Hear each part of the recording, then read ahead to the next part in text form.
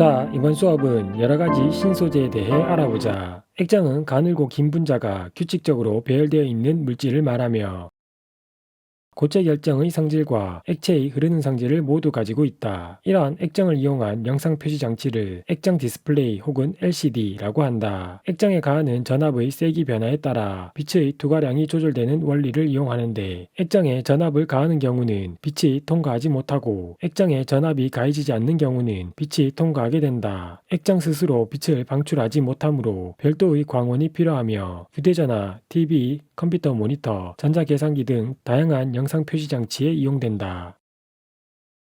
반도체는 도체와 절연체의 중간 정도 전기적 성질을 가진 물질을 말하며 순수 반도체와 여기에 불순물을 섞어 전기 전도성을 높인 불순물 반도체로 구분된다. 순수 반도체는 원자과 전자가 4개인 규소나 점화윤과 같은 원소로만 구성된 물질을 말하며 낮은 온도에서는 거의 전기가 통하지 않는다. 불순물 반도체는 순수 반도체에 어떤 불순물을 첨가하는지에 따라 P형 반도체와 N형 반도체로 나뉜다. P형 반도체는 순수 반도체에 원자과 전자가 3개인 붕소나 알루미늄과 같은 원소를, N형 반도체는 순수 반도체에 원자과 전자가 5개인 인이나 질소와 같은 원소를 불순물로 첨가한다. 이러한 불순물 반도체를 조합하여 교류를 직류로 바꾸는 정류작용을 하는 다이오드, 증폭작용을 하는 트랜지스터, 전류가 흐르면 빛을 방출하는 발광 다이오드와 같은 전기 소자를 만들 수 있으며, 이를 이용하여 압력 감지기, 레이저의 광원, 컴퓨터의 중앙 처리 장치, 태양전지 등을 만들어 사용한다. 초전도체는 온도가 낮아질수록 전기 저항이 감소하다가 특정 온도 이하에서 갑자기 전기 저항이 0이 되는 물질을 말하며, 저항이 0이 되기 시작하는 온도를 임계온도라고 한다. 전기 저항이 0이므로 강한 전류를 발생시켜 강한 자기장을 만들 수 있고 열도 발생하지 않는다. 초전도체의 강한 자기장을 만들어내는 성질을 이용해 인체 내부를 촬영할 수 있는 MRI 장치를 만들 수 있으며, 열이 발생하지 않는다는 성질을 이용해 전력 손실이 없는 송전선을 만들어 사용하고 있다. 또한 초전도체는 자석을 밀어내는 마이스너 효과가 나타나는데, 임계온도 이하의 초전도체 위에 자석을 올려놓으면 자석이 공중에 떠있게 되고, 이러한 성질은 자기 부상 열차를 만드는 데 이용되고 있다. 하지만 초전도체는 초전도 현상이 나타날 수 있는 임계온도 이하의 낮은 온도를 유지하는 데 많은 비용이 발생하므로 일부 분야에서만 상용화되어 사용되고 있으며, 임계온도가 높아 활용도도 높은 고온 초전도체를 지속적으로 개발하고 있다. 네오듐 자석은 철원자 사이에 네오듐과 붕소를 첨가하여 만든 강한 자석을 말한다. 네오듐 자석이 만들어내는 강한 자기장을 이용하여 하드디스크의 헤드를 움직이는 장치나 고출력 소형 스피커, 강력 모터 등을 만들어 사용하고 있다. 정리하면 액정과 반도체, 그리고 임계온도 이하에서 전기 저항이 0이 되는 초전도체는 전기적 성질을 이용한 신소재로, 네오듐 자석이나 마이스너 효과가 나타나는 초전도체는 자기적 성질을 이용한 신소재로 분류할 수 있다. 다음은 나노 기술을 이용한 신소재에 대해 알아보자. 그래핀은 탄소 원자로 구성된 벌집 모양의 평면 구조를 이루고 있는 물질을 말하며, 열과 전기를 잘 전달해주고 투명하며 강도가 매우 높고 잘 휘어진다는 특징을 가진다. 이런 특징을 이용해 휘어지는 디스플레이, 전자종이, 야간 투시용 콘택트 렌즈, 해수를 담수로 바꾸는 필터 등에 활용되고 있다. 하지만 대량 생산이 어렵고 생산 비용도 많이 들며 반도체처럼 전기적 성질을 변화시키기 어렵다는 한계점이 존재한다. 탄소 나노튜브는 그래핀이 튜브 모양으로 감긴 형태의 물질을 말하며, 그래핀과 마찬가지로 열과 전기를 잘 전달해준다. 분자 크기 정도의 작은 물체를 짚는 나노핀셋이나 첨단 현미경의 탐침 등에 이용된다. 플러렌은 탄소 60개가 축구공처럼 결합한 구조의 물질을 말하며, 내부의 빈 공간을 이용해 의약품을 넣어 운반하는 데 이용되고 있다. 마지막으로 생명체의 행동이나 구조 특성을 모방하는 생체 모방을 이용해 개발된 신소재들을 살펴보자. 도마뱀부치의 발바닥 구조를 모방하여 게코 테이프나 의료용 패치를 만들어냈고, 홍합이 분비하는 접착 단백질을 모방하여 수중 접착제를, 거미줄을 모방하여 방탄복을 만들고 있다. 박쥐의 초음파를 따라하여 로봇 청소기를 만들고, 상어가 가지고 있는 특수한 모양의 비늘을 따라해 전신 수영복을 만들었으며, 방수 코팅제나 오염 방지 페인트는 연잎 표면의 미세한 돌기와 기름 성분을 모방한 것이다. 우리가 흔히 찍찍이라고 부르는 벨로크 테이프는 도꼬마리 열매의 갈고리 구조를, 색소 없이 색을 내는 모르포텍스 섬유는 모르포나비의 날개를 따라한 것이다.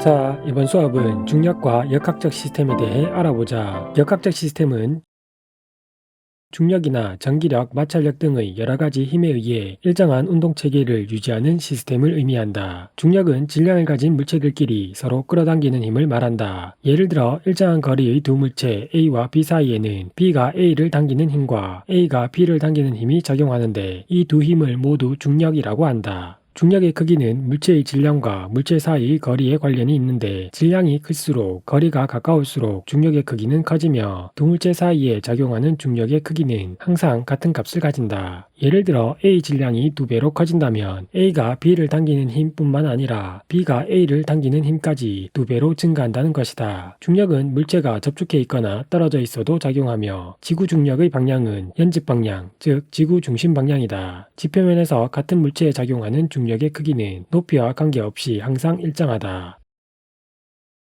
가속도는 물체의 속도 변화를 나타내는 물리량으로 다니는 미터/세크의 제곱을 사용한다. 가속도는 시간분의 속도 변화량 또는 질량분의 힘으로 계산할 수 있으며, 간단하게 약자로 가속도 A는 시간 t분의 속도 변화량 델타 V, 질량 m분의 힘 F와 같다고 나타낼 수 있다.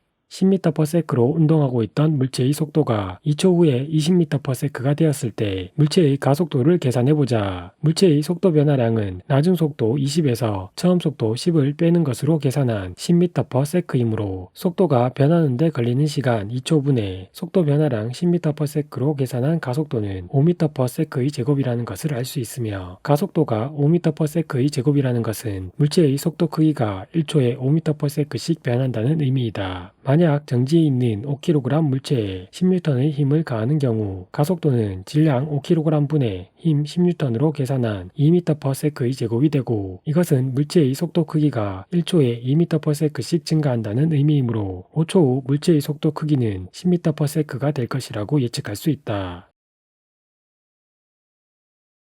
등가속도 운동은 물체에 일정한 크기의 힘이 작용하여 일정한 가속도로 운동하는 것을 말하며, 속도의 크기가 일정하게 증가하거나 감소하는 운동으로 나타난다.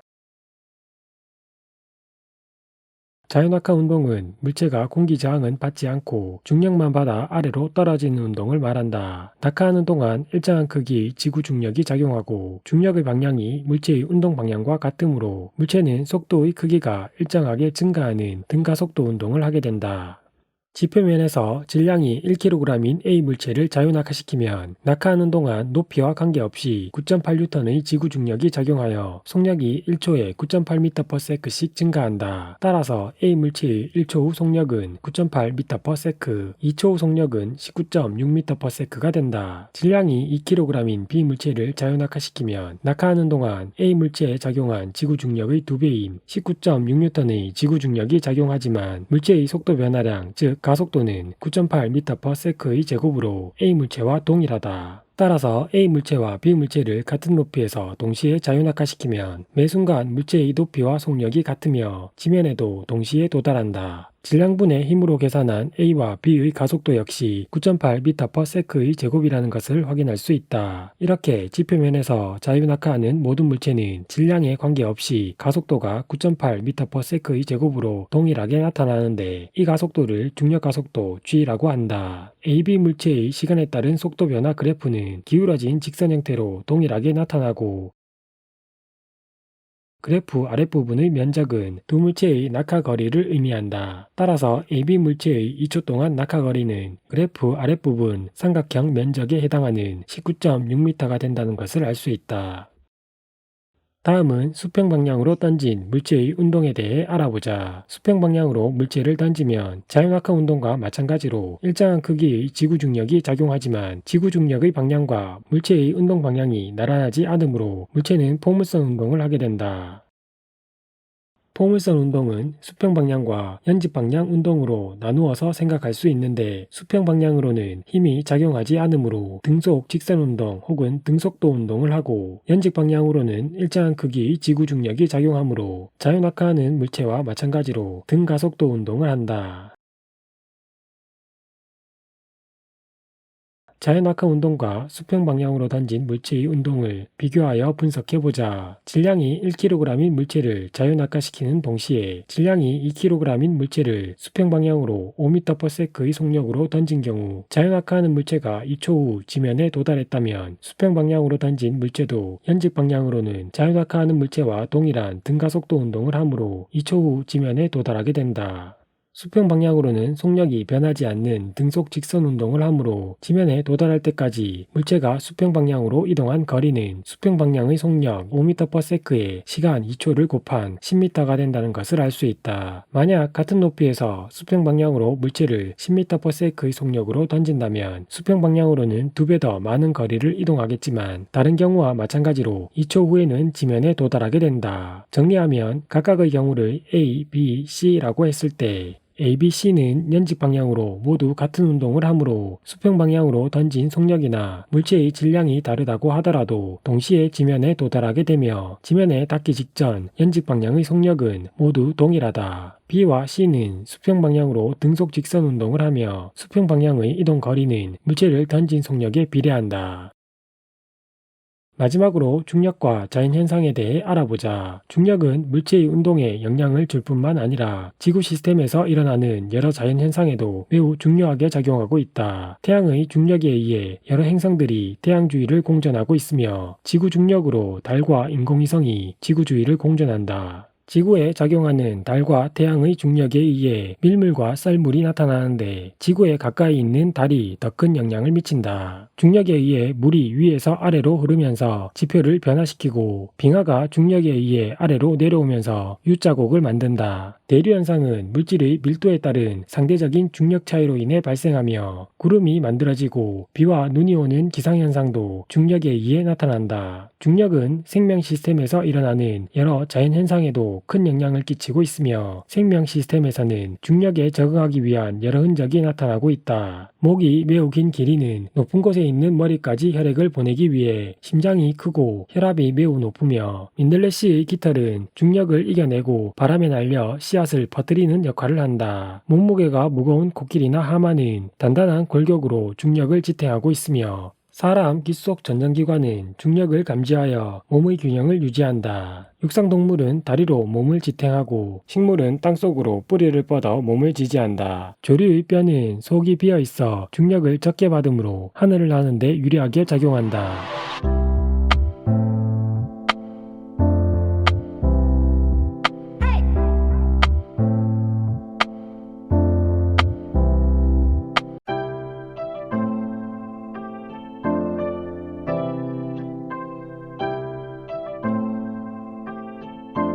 자, 이번 수업은 운동량과 충격량에 대해 알아보자. 운동량은 물체의 운동 효과를 나타내는 물리량으로 운동량의 크기는 질량과 속도의 곱으로 계산할 수 있다. 운동량 공식은 간단하게 약자로 운동량 P는 질량 N과 속도 V의 곱과 같다고 나타낼 수 있으며 운동량의 단위는 kg/m를 사용한다.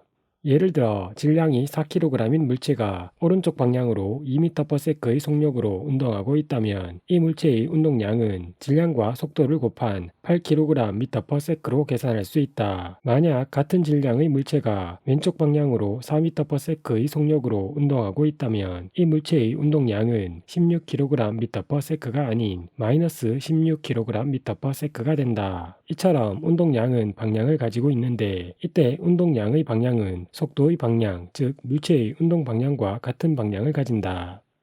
충격량은 물체가 받은 충격의 정도를 나타내는 물리량으로 충격량의 크기는 물체가 받은 힘과 그 힘이 작용한 시간의 곱으로 계산할 수 있다. 충격량 공식은 간단하게 약자로 충격량 I는 힘 F와 시간 T의 곱과 같다고 나타낼 수 있으며 충격량의 단위는 뉴턴 세크 혹은 운동량의 단위와 같은 킬로그램 미터 퍼 세크를 사용한다. 운동량과 마찬가지로 충격량도 방향을 가지고 있으며 충격량의 방향은 물체가 받은 힘의 방향과 같은 방향을 가진다.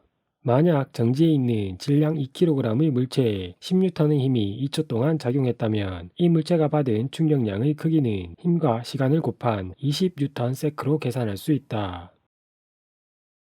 운동량과 충격량에서 가장 중요한 것은 충격량이 운동량의 변화량과 같다는 것이다. 운동량의 변화량은 나중 운동량에서 처음 운동량을 뺀 값으로 계산될 수 있으며 간단하게 약자로 충격량 I는 운동량의 변화량 델타 P와 같으며 이것은 나중 운동량과 처음 운동량의 차와 같다고 나타낼 수 있다.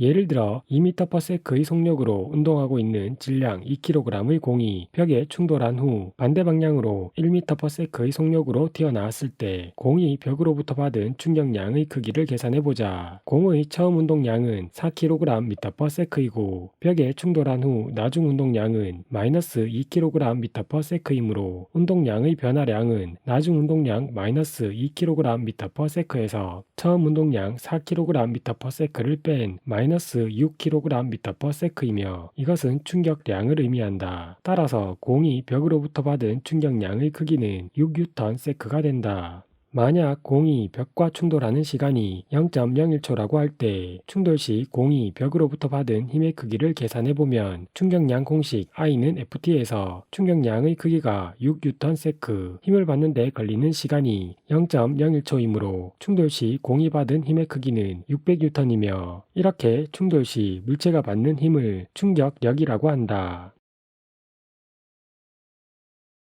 물체가 받는 힘을 시간에 따라 나타낸 그래프에서 그래프 아랫부분 면적은 충격량을 의미하고 이것은 운동량의 변화량과도 같은 값을 가진다. 다음과 같이 시간에 따라 물체에 작용하는 힘이 변하는 경우에도 그래프 아랫부분의 면적으로 물체가 받는 충격량을 구할 수 있다. 따라서 5초 동안 물체가 받은 충격량의 크기는 삼각형 면적에 해당하는 25N세크이고 이것은 물체의 운동량 변화량과도 같은 값을 가진다.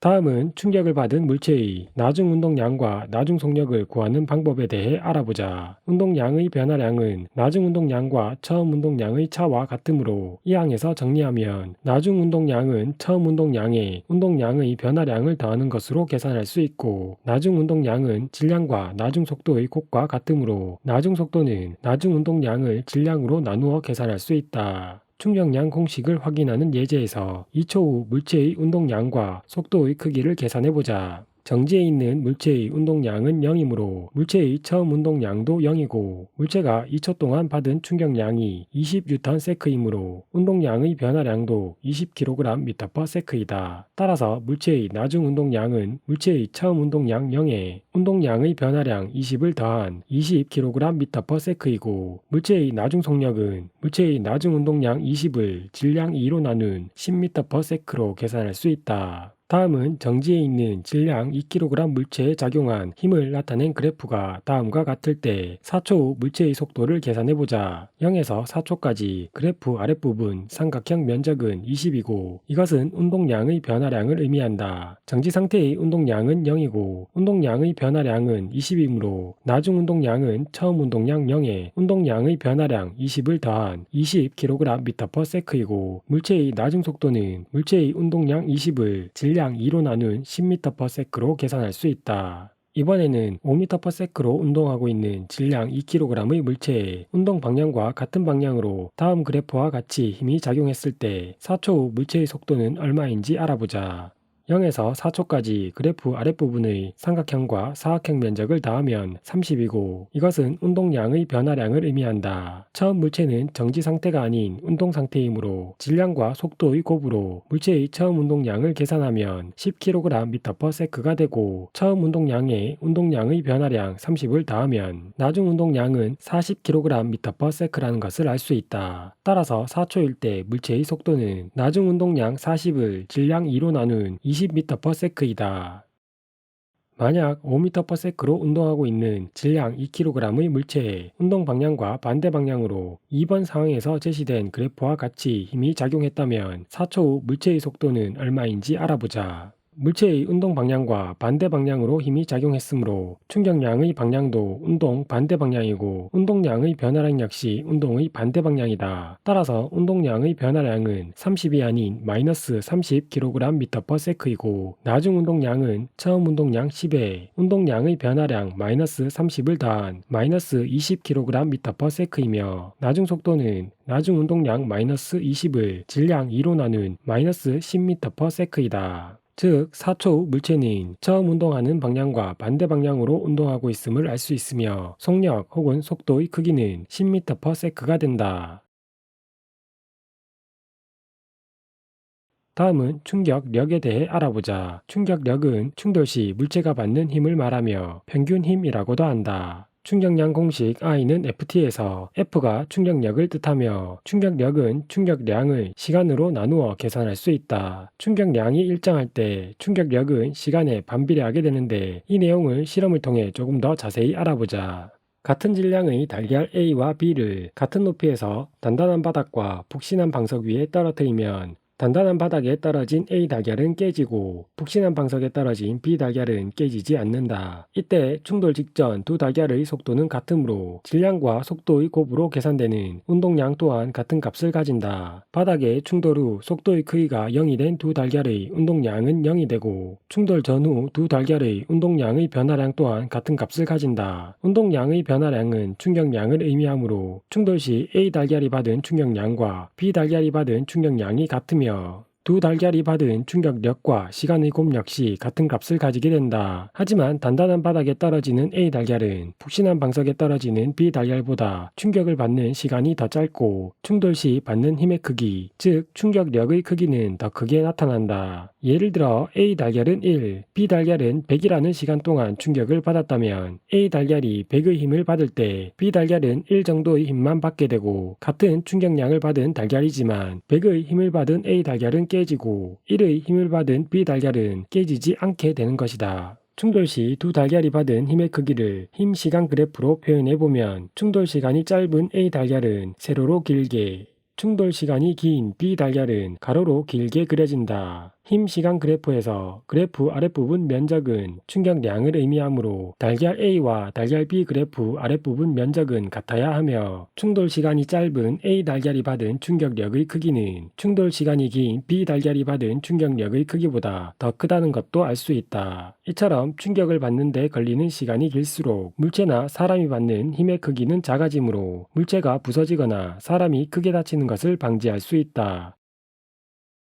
다음은 이런 원리를 이용한 안전장치에 대해 알아보자. 자동차 에어백이나 범퍼는 사고가 났을 때 충돌 시간을 길게 하여 탑승자가 받는 힘의 크기를 줄이는 장치이고 자전거 안장의 용수철 역시 충돌 시간을 길게 하여 충격력을 줄이는 역할을 한다. 태권도나 권투 경기에서 선수들이 착용하는 보호대도 몸이 받는 힘을 작게 해주고 높은 곳에서 뛰어내린 후 착지할 때 무릎을 구부리는 동작을 통해 몸이 받는 충격력을 줄일 수 있으며 포수가 야구공을 받을 때 손을 뒤로 빼면서 받으면 손이 받는 힘의 크기를 줄일 수 있다. 공기가 충전된 포장재는 물건이 충돌에 의해 부서지는 것을 방지해주고 놀이매트 역시 아기가 바닥에 넘어졌을 때 몸과 바닥과의 충돌 시간을 길게 하여 아기가 받는 힘을 줄여주는 장치이다. 주의해야 할 점은 지금 설명한 안전장치들이 충격량 자체를 줄여주지는 못하며 충돌 시간을 길게 하여 충격력을 감소시키는 역할의 장치들이라는 것이다.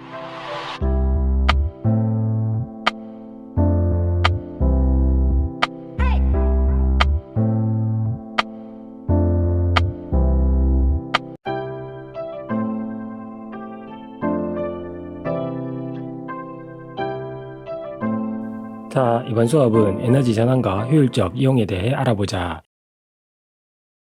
에너지는 일을 할 수 있는 능력을 말하며 단위는 일의 단위와 같은 주를 사용한다.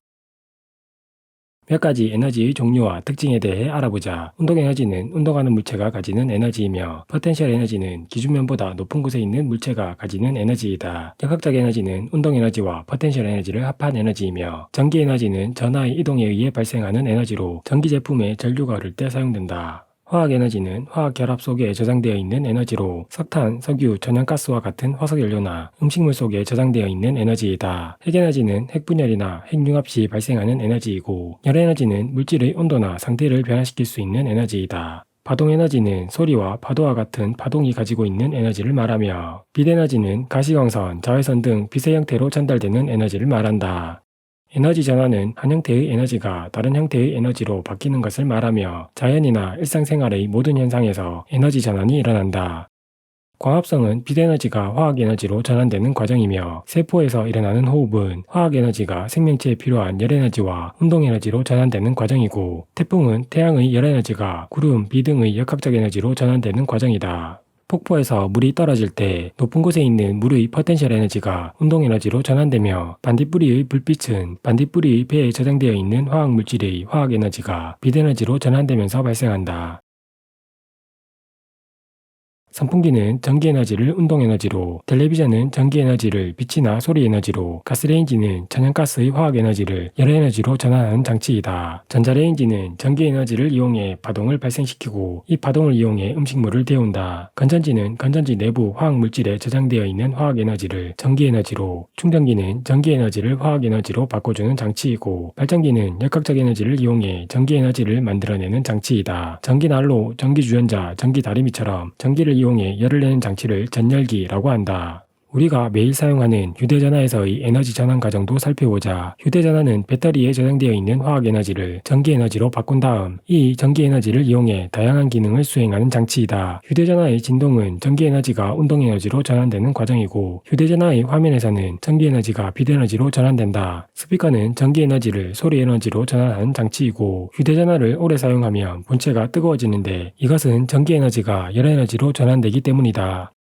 에너지는 한 형태에서 다른 형태로 전환될 수 있지만 새롭게 생겨나거나 소멸되지 않으므로 전체 에너지의 양은 항상 일정하게 보존되는데 이것을 에너지 보존 법칙이라고 한다. 하지만 에너지가 전환되는 과정에서 에너지의 일부는 항상 열에너지 형태로 전환되며 열에너지는 재사용하기 어려운 특징이 있다. 따라서 에너지를 사용할수록 사용 가능한 에너지의 양은 감소하므로 가능한 에너지를 절약해서 사용해야 한다.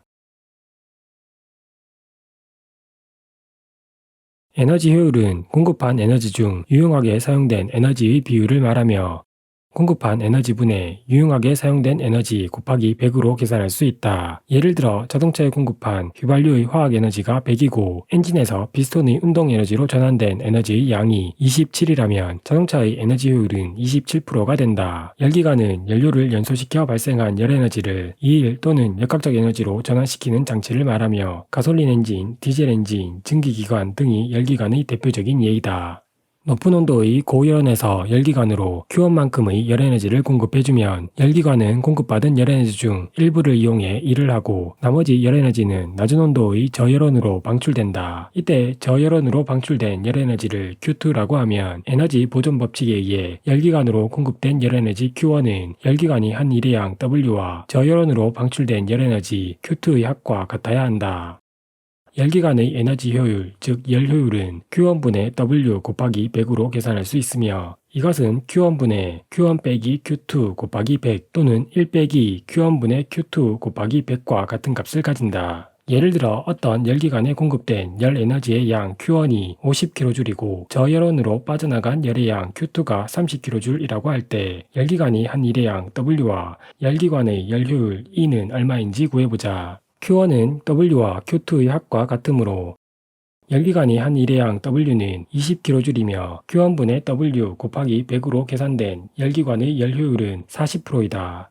열효율이 100%인 열기관은 존재하지 않는데 이것은 Q2가 0이 될 수 없으므로 공급한 열이 모두 1로 바뀌지 않기 때문이다. 다음은 열 효율이 서로 다른 두 자동차를 비교해보자. A 자동차에는 200, B 자동차에는 150의 에너지를 공급했을 때 A와 B 자동차 모두 30만큼의 일을 했다면 A 자동차의 열 효율은 15%, B 자동차의 열 효율은 20%가 된다. 만약 같은 속력으로 같은 거리를 이동한다면 열 효율이 낮은 A 자동차가 더 많은 연료를 소모할 것이며 발생하는 이산화탄소의 양도 A 자동차가 더 많을 것이라 예측할 수 있다. 하이브리드 자동차는 엔진과 전기모터, 배터리를 함께 사용하여 운행 중 버려지는 에너지를 다시 사용하는 방식으로 에너지 효율을 높인 자동차를 말한다. 하이브리드 자동차는 속력을 줄이거나 내리막을 내려갈 때 남는 에너지를 배터리에 저장하고 급가속이 필요한 경우나 오르막에서 엔진과 함께 배터리에 저장된 에너지를 이용해 모터를 돌려 엔진에서의 연료 소모를 줄인다. 하이브리드 자동차는 높은 에너지 효율을 가지므로 에너지를 절약할 수 있지만 구조가 복잡하고 자동차의 무게가 많이 나가며 가격이 비싸다는 단점이 존재한다. 마지막으로 조명기구의 발전을 살펴보자. 가장 먼저 만들어진 조명기구는 백열등이며 이후 형광등이 사용되어지다가 최근에는 LED 등이 주로 사용되고 있다. 백열등의 에너지 효율은 10% 정도로 매우 낮으며 형광등은 20%, LED 등은 40% 정도의 에너지 효율을 가진다. 이것은 백열등의 경우 90%, 형광등은 80%, LED 등은 60%의 에너지가 열로 손실된다는 의미이다. 만약 백열전구와 LED 등에 같은 에너지를 공급했다면 LED 등이 백열전구에 비해 4배 더 밝고 백열전구가 LED 등과 같은 밝기를 내기 위해서는 백열전구에 4배 더 많은 에너지를 공급해야 된다는 것을 알 수 있다.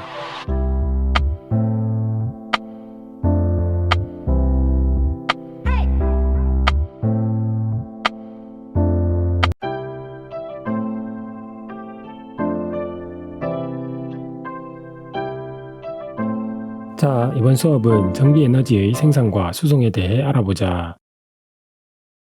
먼저 전기에너지가 만들어지는 원리인 전자기 유도에 대해 알아보자. 전자기 유도는 자기장 변화에 의해 전류가 흐르는 현상을 말한다. 코일 근처에서 자석이 움직이면 코일 내부 자기장의 세기가 변하고 이로 인해 코일에 전류가 흐르게 되는데 이때 흐르는 전류를 유도전류라고 한다. 자석이 움직이는 속도가 빠를수록 자석의 세기가 셀수록 코일의 가문수가 많을수록 유도전류의 세기는 커진다. 유도전류는 코일 내부 자기장 변화를 방해하는 방향으로 흐르게 되는데 코일은 자석의 움직임을 방해한다고 생각하면 쉽게 유도전류의 방향을 찾을 수 있다. N극이 코일에 가까워지는 경우 코일은 자석을 밀어내기 위해 코일 윗부분에 N극을 유도하게 되고 N극이 코일에서 멀어지는 경우는 자석을 당기기 위해 코일의 윗부분에 S극을 유도한다. S극이 코일에 가까워지는 경우 코일의 윗부분에 S극을 유도하여 자석을 밀어내고 S극이 코일에서 멀어지는 경우는 코일의 윗부분에 N극을 유도하여 자석을 당긴다. 이때 윗부분에 N극을 유도하는 코일끼리 S극을 유도하는 코일끼리는 각각 같은 방향으로 유도전류가 흐른다. 그럼 실제 유도전류의 방향이 어느 쪽인지 알아보자.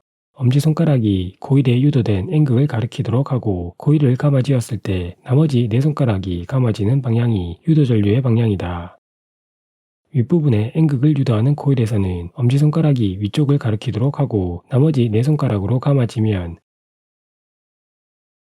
뒤에서 앞으로 나오는 방향으로 유도전류가 흐르고 윗부분에 S극을 유도하는 코일은 아래쪽이 N극이므로 엄지손가락이 아래쪽을 가리키도록 하고 감아지면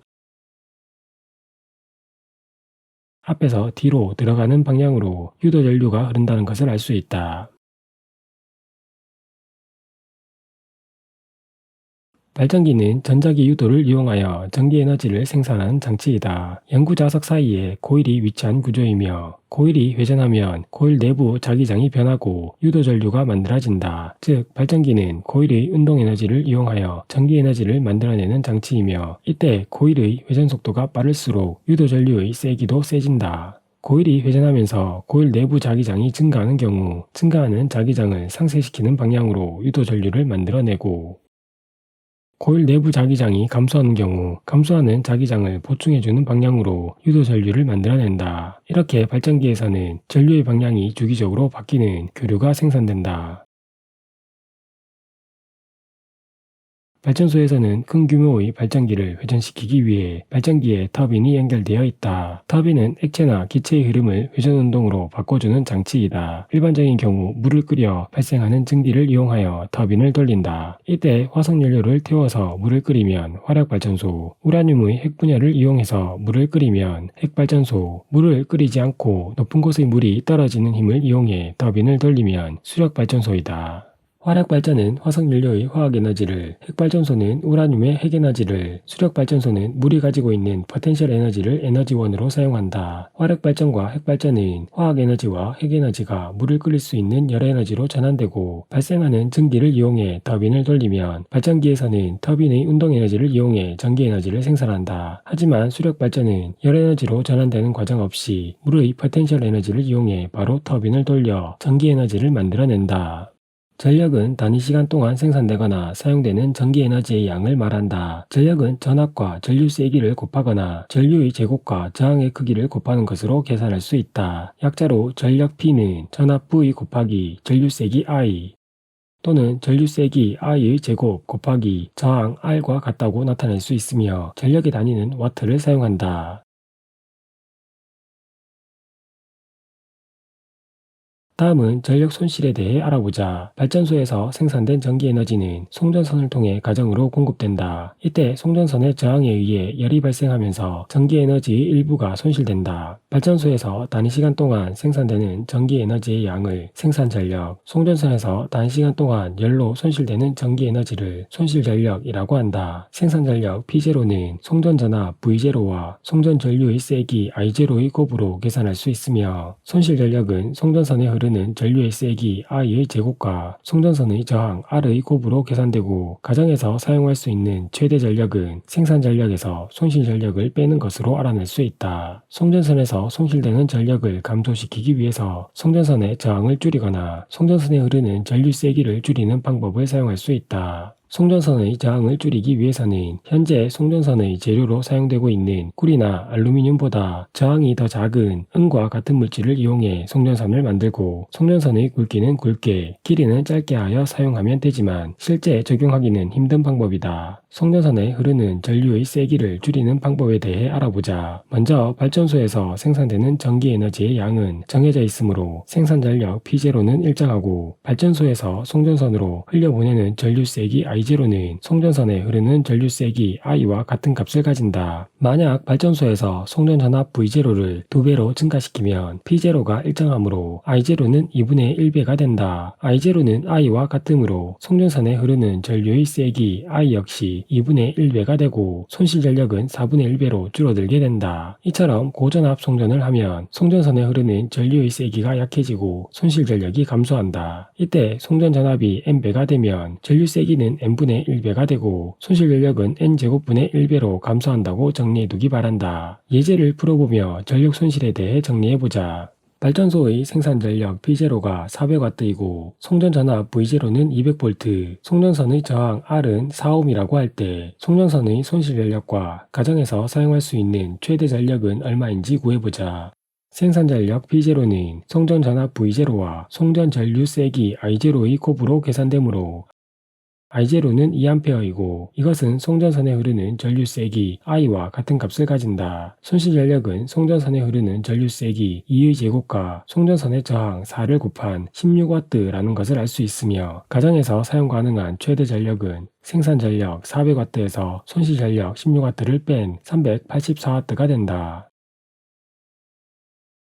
변압기는 전자기 유도 현상을 이용하여 전압을 변화시키는 장치를 말한다. 변압기는 얇은 철판을 여러 장 붙인 철심의 양쪽에 코일을 감은 구조로 한쪽에는 교류 전원을 연결하고 다른 한쪽은 전압을 변화시켜 사용할 전기기구를 연결한다. 이때 교류 전원이 연결되어 전기에너지를 공급하는 부분을 1차 코일, 전기에너지가 전달되는 부분을 2차 코일이라고 하며 1차 코일의 가문수는 N1, 2차 코일의 가문수는 N2, 1차 코일의 전압을 V1, 2차 코일의 전압을 V2, 1차 코일에 흐르는 전류의 세기를 I1, 2차 코일에 흐르는 전류의 세기를 I2, 1차 코일에 공급되는 전력을 B1, 2차 코일에 유도되는 전력을 B2라고 한다. 이때 1차 코일과 2차 코일의 가문수의 비가 1대2라고 하면 전압은 코일의 가문수와 비례하므로 전압 V1과 V2의 비는 1대2가 되고 1차 코일에서 공급되는 전력과 2차 코일에서 사용되는 전력은 같아야 하므로 전력 P1과 P2의 비는 1대1이 된다. 전력은 전압과 전류의 곱으로 계산되어지므로 흐르는 전류 세기 I1과 I2의 비는 2대1이 되어야 한다. 즉 전압은 코일의 가문수에 비례하고 전류의 세기는 가문수에 반비례한다. 예를 들어 1차 코일에 공급되는 전압과 전류의 세기가 110V 2A이고 1차 코일과 2차 코일의 감은 수입비가 1대2라고 하면 2차 코일에 유도되는 전압은 220V이고 흐르는 전류의 세기는 1A가 되어 공급되는 전력과 유도되는 전력이 220W로 같아지게 된다.